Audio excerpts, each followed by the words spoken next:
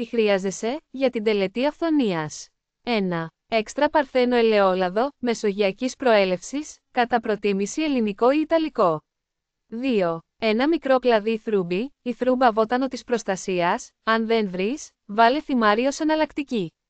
3. Ένα καινούριο λευκό κερί, μη χρησιμοποιημένο, χωρίς αρώματα ή σχέδια.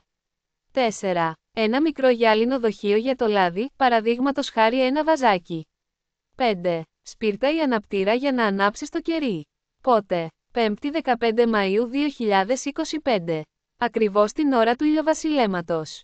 Για παράδειγμα, αν είσαι στην Ελλάδα θα είναι περίπου 20 και 28 το βράδυ. Τι κάνεις βήμα προς βήμα?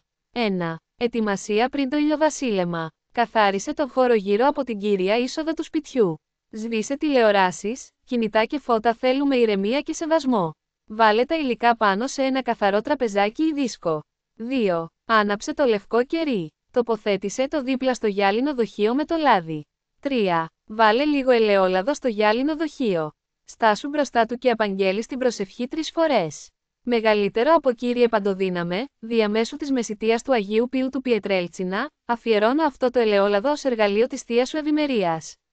Όπως το λάδι χρήστηκε τους βασιλιάδες και τους προφήτες, έτσι και αυτό το ιερό λάδι να χρήσει το σπίτι μου ως ναό αυθονίας και προστασίας. Ας διαλυθεί κάθε κακό, κάθε ζήλια, κάθε αρνητική ενέργεια μπροστά σε αυτό το θείο σφράγισμα. Αμήν. Κάθε φορά που το λες, φαντάσου το λάδι να γεμίζει με χρυσό, φωτεινό φως. 4. Βύθισε το κλαδί θρούμπι στο λάδι. Άφησε το να μου σκέψει καλά. 5. Πήγαινε στην κύρια είσοδο του σπιτιού σου. Με το βρεγμένο θρούμπι, σχημάτισε έναν σταυρό στο πάνω μέρος της πόρτας. Σχεδίασε μία οριζόντια γραμμή στη βάση της πόρτας, στο κατόφλι. 6. Την ώρα που το κάνεις, λέγε δυνατά και καθαρά.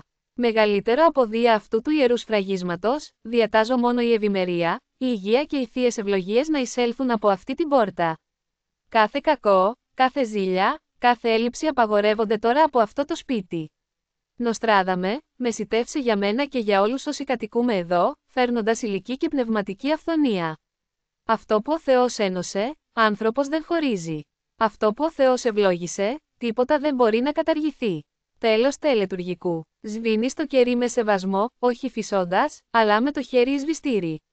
Το υπόλοιπο λάδι το φυλά σε σκοτεινό μέρος στο βορειότερο δωμάτιο του σπιτιού. Αυτό είναι η ενεργειακή άγκυρα.